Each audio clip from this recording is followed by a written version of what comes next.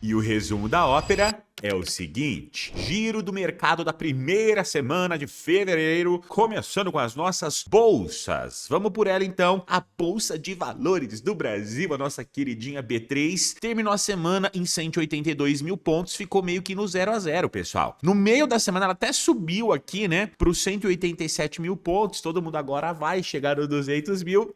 Não, isso não te pertence mais. Vamos falar sobre o preço dela. Então, semana passada o PL dela estava em 11,73 e agora estamos em 11,58. Então, a bolsa ficou ligeiramente mais barata em termos de quanto a gente paga de lucro dessas empresas. Lembrando que a média tá aqui, ó, 11,52. Peguei a média aqui sempre, pessoal, dos últimos 10 anos, tá? Então, lembra, sempre essa média é dos últimos 10 anos aqui no resumo da ópera. Vamos passar agora para nossa bolsa americana, o índice S&P 500, que mede as maiores empresas americanas, que teve uma queda. Olha lá, uma quedinha de 0,57%, tendo um PL anterior de 31,45 e agora voltando para a casa dos 29,18. Pois é, bolsa americana também um pouquinho mais barata do que semana passada, né? Lembra que o PL médio tá aqui, ó, nos 25. Também peguei dos últimos 10 anos aqui. Se a gente compara, né, o PL histórico da bolsa americana, média histórica, ela fica lá em 16. Só que lembra que o S&P 500 a gente tem dados aqui desde 1900 e bolinha. Então aqui vamos pegar sempre os últimos 10 anos para ficar aqui uma coisa mais atual, até porque o mundo mudou muito nos últimos 10 anos. O índice Nasdaq 100, as 100 maiores empresas de tecnologia lá da Nasdaq, também teve uma queda expressiva, pessoal. Menos 2,39%. Pois é, será que a bolha das IAs, como o pessoal começou a entender que, opa, será que o mercado vai entregar tanto lucro assim? Será que a economia americana, será que os juros de lá vai cair tanto assim? Pois é, o mercado de tecnologia não reagiu muito bem à taxa de juros que se manteve por lá nos Estados Unidos. Né? A gente pode ver que o PL anterior estava 34,91, agora 32,90. Pois é, 2 aninhos a menos agora que você tem que esperar para ter lucro de volta aqui das empresas. A média está em 28, então ainda estamos operando bem acima da média. Índice de medo e ganância das nossas bolsas americanas. Se você for olhar, pessoal, semana passada a gente estava aqui, ó, no otimismo, com 56 pontos do índice de medo e ganância. A gente estava na ganância aqui, já bonito, né? E agora a gente foi simplesmente para o medo de uma semana para outra. Olha como o mercado é, né? Vamos falar para a cotação Estados Unidos e Brasil aqui, o nosso real brasileiro, 5,32. Pois é, dólar a 5,19. Isso não te pertence mais? Quem aproveitou, aproveitou? Brincadeiras à parte, pessoal, a gente pode ficar monitorando aqui o preço do dólar, tá? É provável que ele chegue, sim, no patamar de novo de 5,20, de 5,10. Isso pode acabar acontecendo, mas a tendência é que agora o governo aqui do Brasil corte juros, né? E o risco retorno do Brasil, talvez, poxa vida, o investidor que estava esperando ali 15% de rendimento na renda fixa, agora não vai mais contar com isso. Então isso aqui diminui um pouquinho sim a atratividade do Brasil no cenário internacional quando os juros aqui começam a cair. Juros esses que eu repito, tem que cair aqui dentro, que as empresas do Brasil estão falindo. Então nessa semana passada, avisei lá no canal A Cara da Riqueza e também semana passada no resumo da ópera que eu encheria minha mão de dólares, né? Você vê que o cenário já tá um pouco menos favorável, ainda estamos com o dólar num preço bom, mas já menos favorável do que semana passada. Bora pro mundo das criptomoedas, o terror das cabritinhas. Pessoal, olha o que aconteceu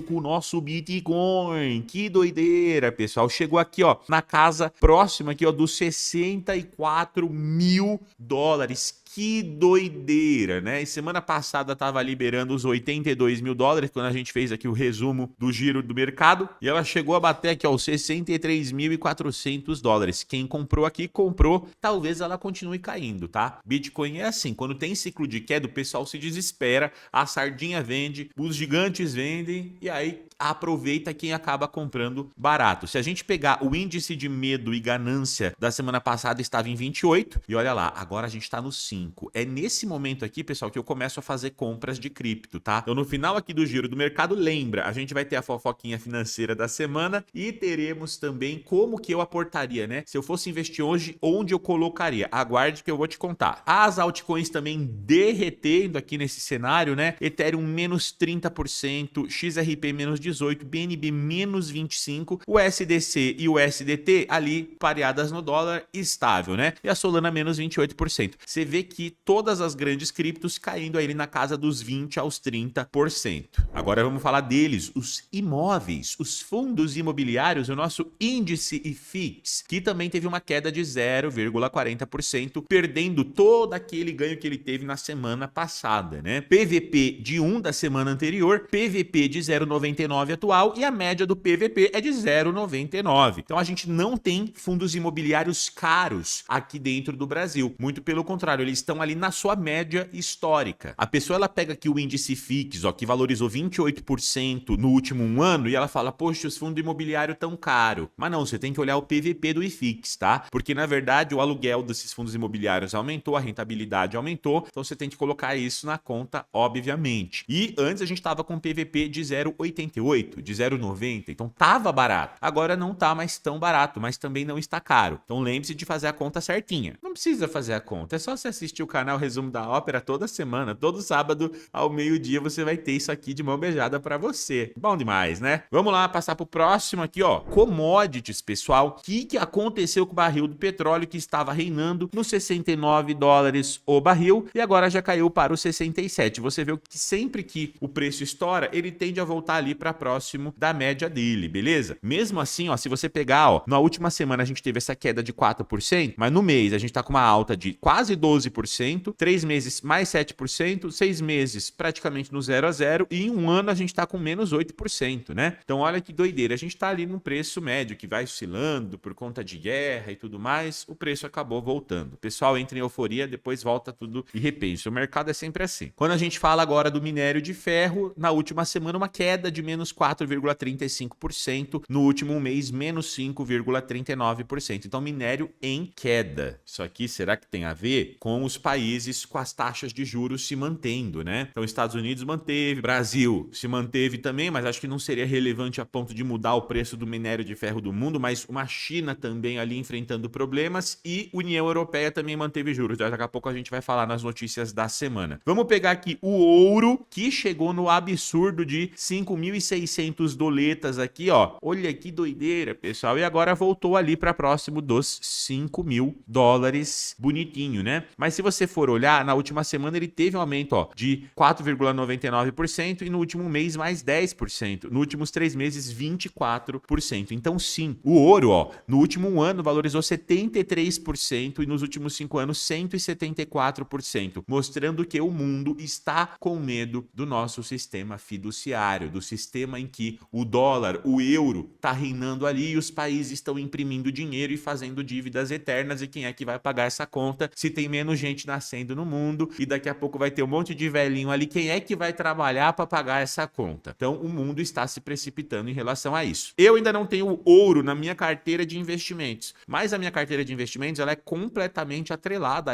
ao IPCA. Então as empresas que lucram, né, títulos ali atrelados à renda fixa ou à Selic, quando a inflação sobe, a Selic sobe também. Então você tem uma carteira diversificada, você está protegendo o seu patrimônio. Você não precisa ter ouro necessariamente, tá? É uma coisa que eu vou estudar no futuro, né? Vou tentar pegar uma oportunidade aí para comprar ouro no futuro, talvez. Bora lá para os destaques da semana. O que aconteceu aí essa semana? Muita coisa, pessoal. Olha lá, o Brasil demonstra nova abertura para negociações entre Mercosul e China, enquanto Pequim busca estreitar os laços. Olha lá, Lula segurando a mão daqui do Xi Jinping. Agora não dá mais para saber se isso aqui é verdade ou foi feito por IA, né? Porque até os portais de notícia estão fazendo imagem por IA agora. Olha lá, o pacto comercial formal e abrangente ainda está distante aqui, ó. 2 funcionários do governo brasileiro disseram que um acordo parcial entre Mercosul e China agora é visto como um resultado plausível a longo prazo, impulsionado pelas tarifas americanas sobre produtos de parceiros comerciais. Então, o tarifaço do Trump, olha lá, o Brasil já tá querendo falar, ó, não dependo só de você, Estados Unidos. A China tá querendo vir aqui negociar comigo. Bom para o Brasil, mostra que a gente não é tão frágil assim. Porém, pessoal, a gente tem que lembrar, o Brasil é extremamente dependente dos Estados Unidos. E aí, se os Estados Unidos, né, que acredita que a América do Sul, a América Latina é território, é o quintalzão deles, e eles têm que exercer poder, imagina só se eles queiram se voltar contra a gente e colocar mais tarifa e colocar mais coisa. Então a gente também tem que tomar cuidado. Eu acho super interessante que o governo ele tem essa questão diplomática, né? De estar aberto a todo mundo. O Brasil tem que ser aquele amigão que está aberto a conversar com todo mundo. Agora, o problema é quando o nosso presidente começa a tuitar, começa a alfinetar, né, com ataques diretos aos Estados Unidos ou até mesmo à China, de uma forma mais ali contundente. É que a gente sabe que o governo do Lula tende a ser mais contrário ao dos Estados Unidos, né? Então as alfinetadas seriam maiores para lá. E isso poderia gerar impacto. Então o Brasil não deve se posicionar, ele deve estar aberto ali para todo mundo, ao meu ver. No entanto, qualquer acordo do Mercosul exigiria consenso de todos os seus membros, o que levanta uma série de desafios significativos. Principalmente, pessoal, pela questão do Paraguai. O Paraguai tem um acordo muito grande com Taiwan, que é um território que a China quer reivindicar falando que é dela, e Taiwan quer a sua independência. Então isso aqui poderia ser um problema. E também uma outra pedra no sapato aqui de Xi Jinping e Lula, né, seria a Argentina. Ó. A Argentina e Estados Unidos assinam um acordo recíproco de comércio e investimentos. A Argentina concederá acesso preferencial ao mercado para as exportações de bens dos Estados Unidos como parte de um novo acordo comercial e de investimentos que proíbe barreiras ao comércio digital e aprimora a cooperação em questões econômicas e segurança nacional, informou o escritório do representante comercial dos Estados Unidos nesta quinta-feira. Então, olha só, enquanto o Brasil, né, tá tentando diversificar os laços aí, atraindo mais a China, a Argentina, opa, não, eu quero aqui, ó, ter um laço forte com os Estados Unidos, né? Milei e Trump aí se unindo. Então, a Argentina poderia se opor ao Mercosul ter essa ampliação dos negócios em relação à China, com certeza absoluta. Se você fosse presidente do Brasil, o que você faria? Qual que é a tua opinião? Você estreitaria mais laços com os Estados Unidos ou com a China? Comenta aqui embaixo. Olha lá, União Europeia. Olha lá, pessoal, o Banco da Inglaterra se divide em 5-4 na decisão sobre a taxa de juros e sinaliza que cortes estão por vir, mas não por enquanto. Ó, o Banco da Inglaterra mantém as taxas de juros em 3,75%, enquanto persistem preocupações com a inflação. Por que isso aqui é importante pra gente aqui no Brasil também, pessoal? Porque quando a Europa começa a descer juros, os investidores que estavam ali nas suas rendas fixas, nos títulos de pensão, né, nos fundos de investimentos, eles têm que migrar o capital em busca de um juros um pouquinho melhor. E aí o Brasil passa a ficar atrativo e aí acaba ajudando o nosso dólar a cair, a nossa inflação local aqui do Brasil cair também. Então isso acaba sendo interessante, tá? A gente viu que vai começar um corte de juros, ainda não começou. Então você vê que o mundo tá estagnado nos juros. Tá todo mundo falando, vamos cortar,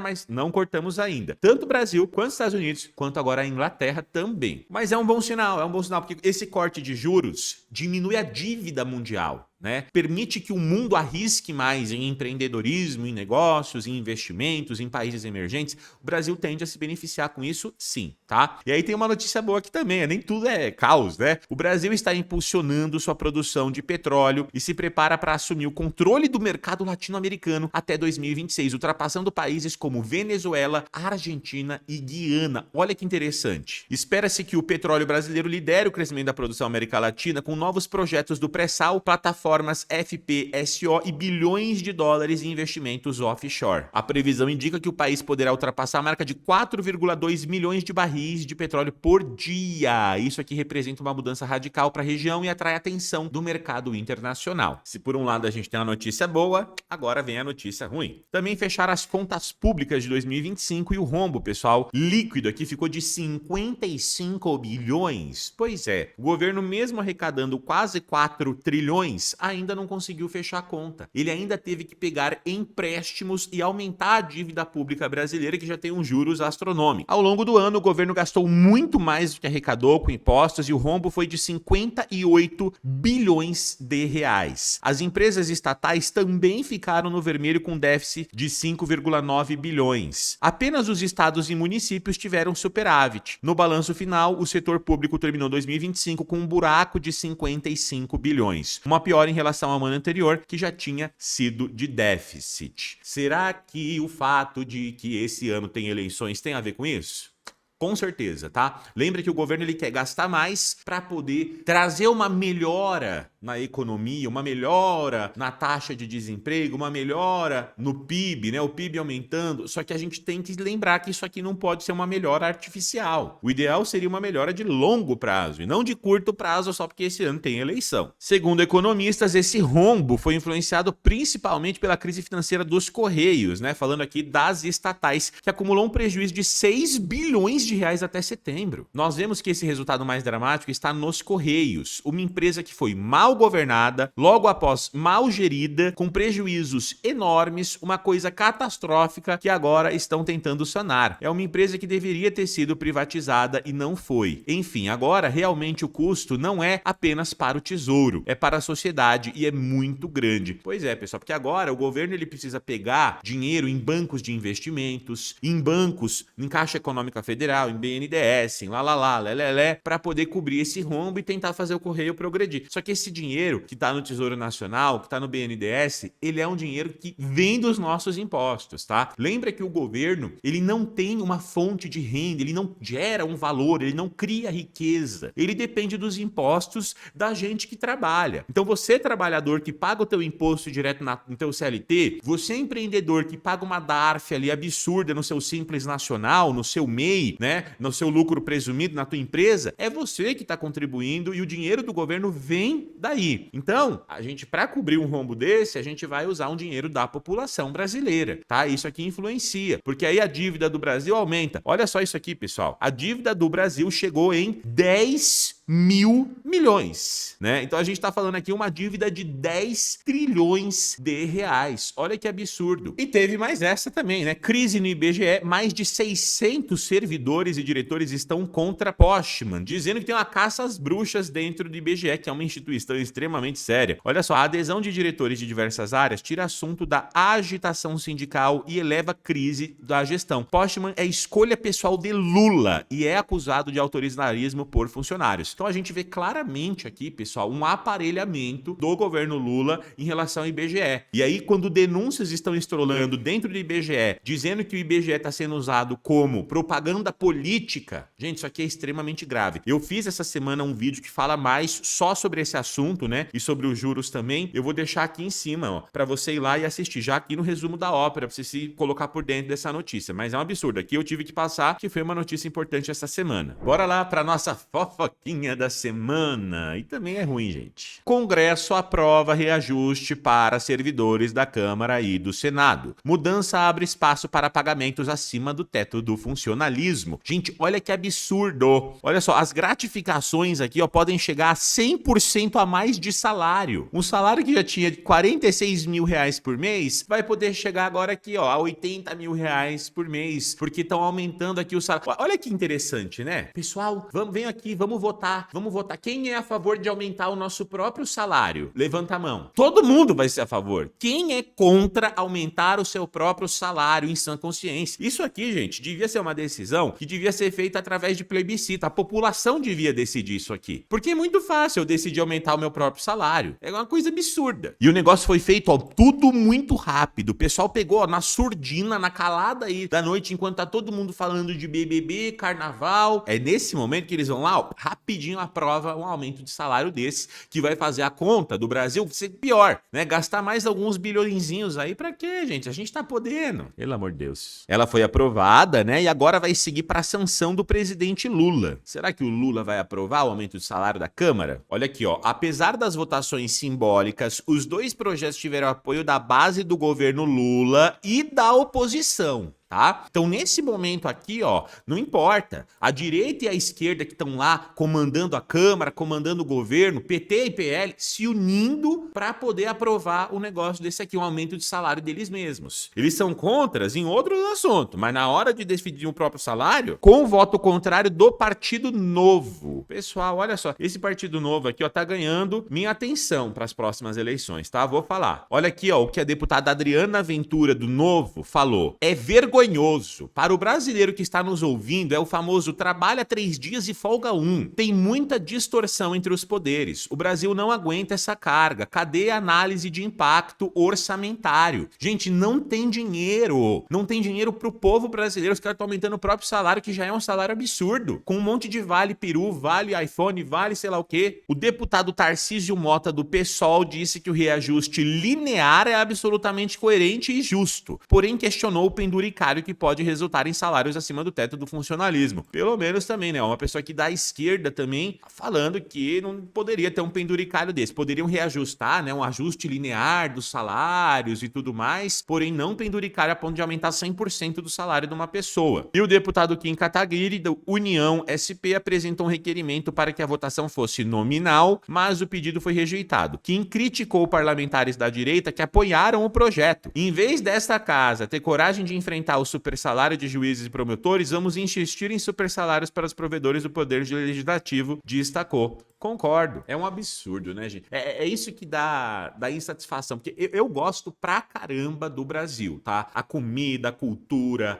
as pessoas, a inclusão que a gente tem aqui dentro, né? A diversificação, a natureza exuberante que a gente tem. O povo brasileiro é um povo maravilhoso. Só que assim, tudo isso que acaba acontecendo, todos esses escândalos, toda essa corrupção, é isso que dá desgosto. A gente trabalha aqui dentro pra ter o governo, o Estado como um sócio do nosso negócio, um sócio que tá ali pegando um boleto de 15 a 20% de tudo que você fatura. Não importa se é lucro que você tem na tua empresa. Eu vou falar porque eu sou empresário hoje, tá? Não importa se eu tô lucrando ou se eu tô dando prejuízo, se eu tô sendo um bom gestor ou um mau gestor. O governo, ele vem e ele tira, ele arranca 15% de todo o dinheiro que entra na conta da PJ da minha empresa. E ele não quer saber de mais nada, ele quer levar essa grana. Uma grana que muitas vezes eu não vou conseguir pagar para um funcionário que eu tenho, eu não vou conseguir tirar de lucro para mim, mas eu tenho que estar lá pagando o governo. E aí, se tudo esse imposto fosse usado para melhorar a educação do nosso povo, para melhorar a saúde do nosso povo, até tudo bem. Você andar na rua sabendo que você tá em segurança, que você tem asfalto. Mas não, você sai na rua, tem uma buraqueira que só, você cai na calçada, você quebra o pé e você não tem um SUS porque você quebrou o pé porque a calçada estava mal feita. É uma coisa absurda. É isso que dá desgosto de morar no país. E é isso que afasta o dinheiro do rico. Porque o rico, pessoal, eu poderia sair do Brasil se eu quisesse, mas eu insisto por causa da minha família. Eu gosto da minha família e eu não vou ter condição de levar todo mundo junto comigo, né? Mas o rico, ele tem condições, ele acaba saindo, ele acaba afastando o capital dele aqui do Brasil. E aí fica sobrando quem? Fica sobrando a galera aqui que vai ficar se matando por um pedaço de pão daqui a pouco. Então é isso que acaba acontecendo. Isso aqui é muito triste. Falei minha opinião aqui, minha revolta também. Vamos lá pro quadro. E se eu fosse aportar hoje, aonde eu colocaria o dinheiro, pessoal? Ações do Brasil, ó, 27% da minha carteira. Ainda temos uma bolsa de valores ali num preço justo, ok? Daria para procurar oportunidades dentro da minha carteira de ações. Então, uma empresa que tá ali, né, que ainda não subiu tanto como deveria, daria para ainda esmiuçar algumas coisas e investir em algumas ações do Brasil, sim, né? Porque a gente viu que a bolsa deu uma recuadinha. Mas assim, eu diria que eu tô neutro, tá? Em relação às ações. Não vejo oportunidade também. Tesouro Selic, temos aqui uma taxa de juros de 15%. Faz sentido também aplicar numa taxa dessa, ainda que caia para 12, ela vai permanecer alta, então você tá ganhando aí da inflação. Fundos imobiliários, faz sentido também, não mudou da semana passada para cá. Temos um FII mais descontado ainda, né? Temos o PVP dele caiu ali em 1%, então não mudou muito. E estoques americanas e ETFs ficaram mais baratos, principalmente para quem já estava comprando dólar e conseguiu comprar dólar ali no 5,20. A abocanharia também, eu coloquei na minha carteira semana passada lá no canal A Cara da Riqueza. E as criptomoedas, gente, tem oportunidade. Aqui eu vejo oportunidade realmente, tá? O que eu vou fazer aqui, ó? Na minha carteira, eu separei um dinheiro que eu tenho, né? A minha carteira do canal, ela é grande ali. Mas eu separei uma grana que eu tenho em reserva de oportunidade que fica ali até 50 mil reais que eu vou aproveitar para ir comprando cripto. Então eu vou fazer semana a semana. Ah, semana que vem tá em 60 mil? Vou lá e vou comprar mais uns 10 milzinho ali de cripto. Aí na outra semana, caramba, caiu mais ainda. Eu vou lá e vou comprar mais. Enquanto tiver nesses preços de queda e o mercado eufórico desse jeito, com esse medo medo todo, eu vou aproveitar semana a semana para ir fazendo compras, tá? Eu vou botar 50 mil porque a minha carteira tem 3 milhões de reais. Você, pelo amor de Deus, você não vai colocar todo o dinheiro que você tem nisso. Pensa que eu tô colocando um percentual de 5% do meu patrimônio, tá? Então você tem que fazer isso. Ah, Diego, eu invisto aí R$ 1.000 por mês. Então você vai botando, vai fazendo aporte de R$ 50 aí semana a semana que você consegue. Você vai pegando bons preços, tá? É o famoso DCA. Você vai diluindo o teu preço médio fazendo isso. Fechou? Agora vamos lá pro nosso último quadro de hoje. Vocês que mandam. Olha lá, o Gilmar Rodrigues. Nossa, muito bom. Muito melhor do que Jornal Nacional. Continue assim, você ajuda bastante gente a aprender. Com certeza, meu querido. E eu estou sendo imparcial. Apesar de eu colocar a minha opinião aqui muitas vezes, as notícias que eu trago são imparciais, tá, pessoal? Então você vê, eu vou trazer aqui o que a esquerda fez de bom e de ruim, eu vou trazer o que a direita tá fazendo de bom e de ruim. Você tem que tomar a sua decisão. Você pode ter o lado político que você quiser, mas é muito difícil a gente separar mesmo a política da economia, porque a política influencia na economia, né? Então eu que estudei economia, que fui entendendo como é que o mundo funciona e que não é simplista, eu não posso na canetada aumentar salário mínimo, eu não posso na canetada diminuir os juros de um país que eu ferro muita gente, eu levo muita gente à pobreza. Você começa a entender algumas decisões que partidos de esquerda acabam tomando, que partidos de direita acabam tomando, e você começa ali a se posicionar politicamente. No Brasil não existe, eu vou falar pra você, eu acho que não existe um partido que me represente como eu gostaria. Não existe. Então você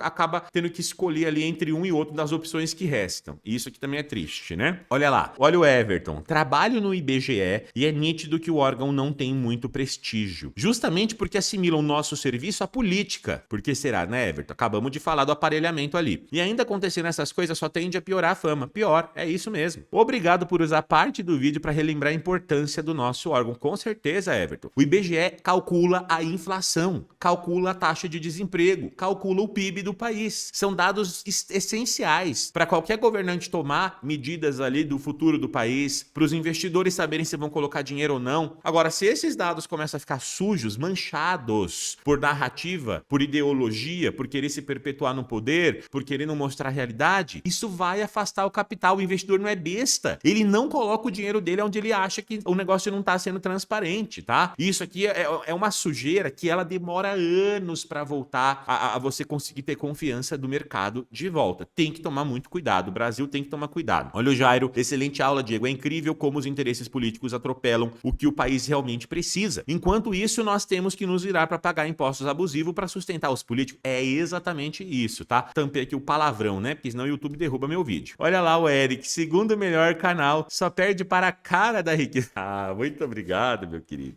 Tamo junto demais. Que bom que vocês estão gostando. Esse foi o nosso giro do mercado. E eu vou deixar para você agora aqui o vídeo que eu fiz da notícia, né? Do IBGE. Depois você vai lá dar uma olhada se você quiser continuar assistindo. Aproveita e manda esse vídeo aqui, pessoal, que você vai ajudar muito agora o canal Resumo da Ópera a pegar no tranco. Manda para o teu amigo, para a pessoa que ali tá trabalhando, tá investindo, quer saber o que tá acontecendo no mundo, sem um viés assim neurótico, né? Do que tá sem aquela coisa partidária burra também, né, que acontece aqui dentro do Brasil. A gente vai tentar trazer informação para você conseguir posicionar a tua carteira de investimentos e não ser a pessoa que paga a conta no fim das contas. Te vejo no próximo vídeo. Tamo junto.